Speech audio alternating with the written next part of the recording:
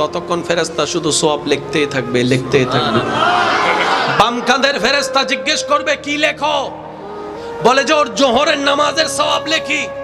ফেরেশতা জিজ্ঞেস করবে বাজে সকাল 10টা, জোহর পাইলা কই?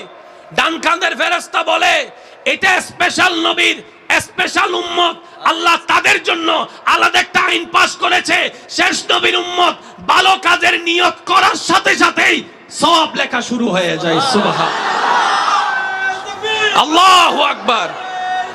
ইয়া রাসূলুল্লাহ, উচ্চ আওয়াজ একবার বলেন সুবহানাল্লাহ।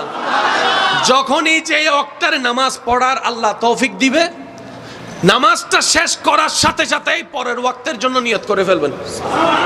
পারবেন? পারবেন? ইনশাআল্লাহ। জোরে জোরে জোরে, আরে জোরে। দুই হাত তুলে দেখাই বলেন ইনশাআল্লাহ। আরেকটু জোরে বলেন ইনশাআল্লাহ।